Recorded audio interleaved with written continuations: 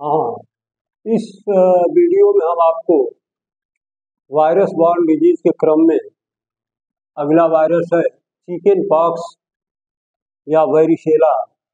इसको दोनों नाम से जानते हैं, चिकन पॉक्स या फिर वेरिशेला। यह बाल्यकाल की एक बहुत ही गंभीर संक्रामक बीमारी मानी जाती है। वैसे तो यह बीमारी किसी भी एज ग्रुप में हो सकती है, लेकिन यह बहुत ही सामान्य बीमारी होती है उनके लिए जिनकी उम्र 1 वर्ष से कम है। यानी 1 वर्ष से कम उम्र वाले बच्चों में यह होने वाली एक बहुत ही कॉमन डिजीज मानी जाती है और यह बहुत ही संक्रामक भी होती है और बहुत सीरियस बीमारी भी मानी जाती है।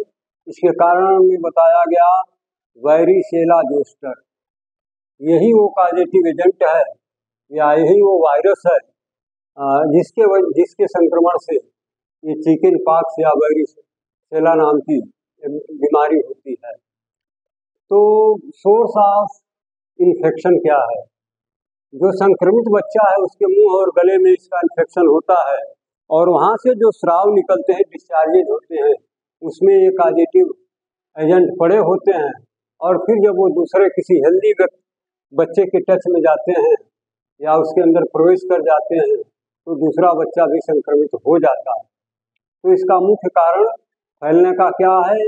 मुंह और गले से निकला हुआ डिस्चार्ज, सिक्रीशन। इसका मोड ऑफ ट्रांसमिशन कैसे ये फैलता है?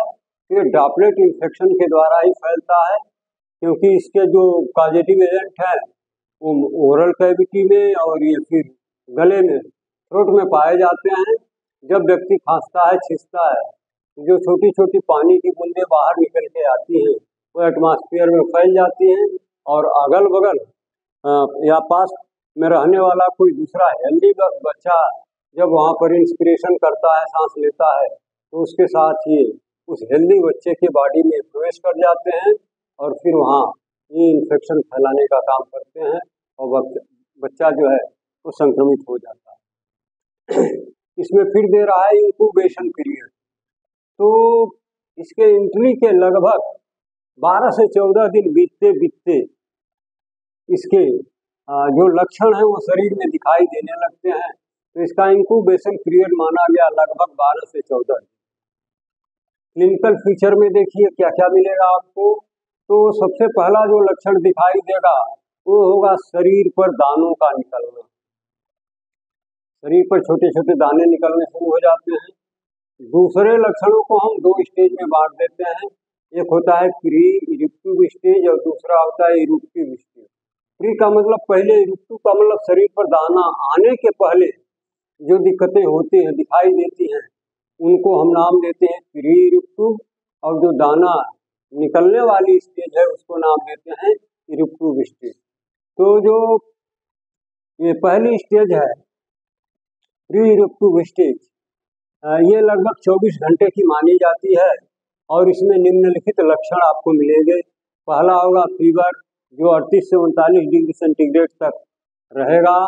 दूसरा लक्षण है कि उस बच्चे को भूख नहीं लगेगी। तीसरा, वो काफ़ी रेस्टलेसनेस की कंडीशन में होगा, मतलब बेचैन होगा, किसी भी तरीके से उसे आराम नहीं मिलेगा।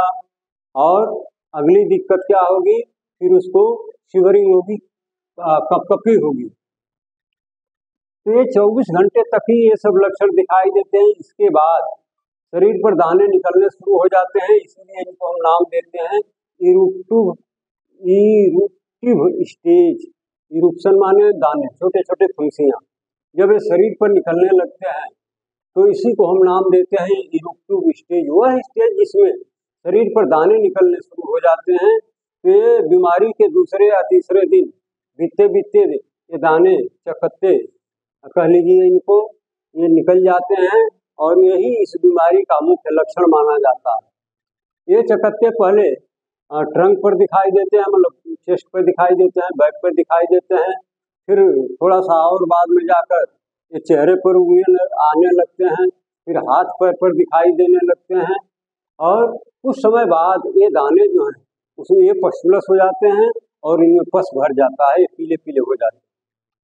इसकी कॉम्प्लिकेशन, अगर ये इन्फेक्शन जिस बच्चे के अंदर है तो उसको अन्य और भी बीमारियां इसके साथ हो सकती हैं जो बहुत ही कॉमन होती हैं, जैसे न्यूमोनिया का हो जाना, यानी उस बच्चे का जो रेस्पिरेटरी सिस्टम यानी लंग जो होता है वो भी इन्फेक्टेड हो जाता है और वो निमोनिया से ग्रसित हो जाता है, वहाँ पर स्पूटम जमा होने लगता है, उसे सांस लेने में दिक्कत होने लगती है। फिर दूसरी प्रॉब्लम क्या हो सकती है, मायोकार्डाइटिस।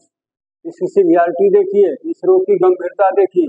मायोकार्डाइटिस, मायो माना muscle, cardi corda means heart, heart की जो मसल की लेयर है जिसको आप मायोकार्डियम बोलते हैं, वहां तक इसका इन्फेक्शन जाता है और उसमें इन्फ्लेमेशन पैदा करता है। और क्या हो सकता है, इंसेफेलाइटिस, मतलब वो इन्फ्लेमेशन ऑफ इंसेफेलाल, यानी मस्तिष्क में सूजन होने के चांसेस हो सकते हैं। अगली दिक्कत क्या हो सकती है, ग्लोमेरुलोनेफ्राइटिस, यानी जो ग्लोमेरुलस किडनी का पार्ट है जहाँ पर फिल्ट्रेशन होता है ब्लड का, यूरिन फॉर्मेशन होता है, उसमें भी इसका इन्फेक्शन होता है, उसका फोकस होता है और वहाँ पर भी इन्फेक्शन होता है और ये इन्फ्लेमेशन हो जाता है।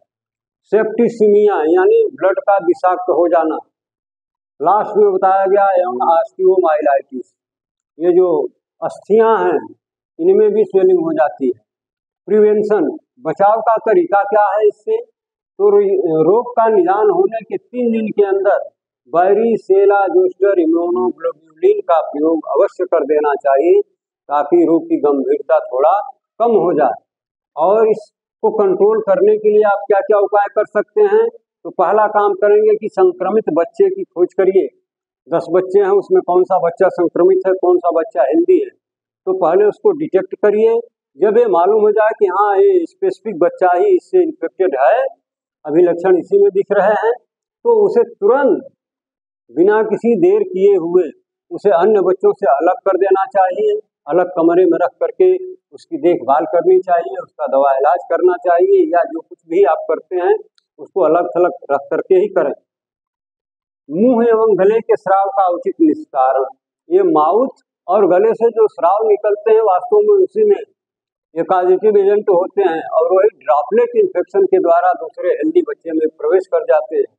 तो जो गले और मुंह से स्राव निकलते हैं उनका जो है प्रॉपर डिस्पोजल करना चाहिए। अगली उपाय बताई गई, संक्रमित द्वारा उपयोग किए गए सभी सामानों का उचित तरीके से विसंक्रमित करना। वो इन्फेक्टेड बच्चा जैसे कोई खिलौना से खेल रहा हो या जिस बिस्तर का यूज कर रहा हो, बेडशीट का यूज कर रहा हो, जिस बर्तन में वो खा पी रहा है, कोई पेंसिल हो, कलम हो, बुक्स हो, तो इस तरह की जो सामान वो बच्चा इन्फेक्टेड होने के बाद यूज कर रहा था ना जानकारी में, तो इन सारे सामानों को उचित तरीके से डिसइंफेक्टेंट कर देना चाहिए, विसंक्रमित कर देना चाहिए ताकि ये दूसरे बच्चे में न फैले। और लास्ट में जो आप उपाय करेंगे वो होगा ड्रॉपलेट इन्फेक्शन से खुद को बचाएं।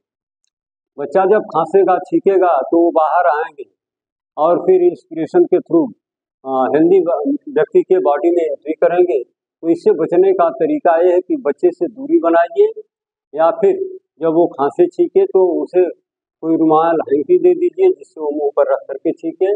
यानी किसी भी तरह से ड्रॉपलेट इन्फेक्शन से आपको बचाना है। जो आपके लिए अवेलेबल सुविधाजनक साधन हो उसका उपयोग जरूर करें। तो इस तरह से ये चिकन पॉक्स या बैरिसेला नामक डिजीज का जो वायरस बॉर्न डिजीज है, कम्युनिकेबल डिजीज है, इसका यहाँ पर एंड हो गया।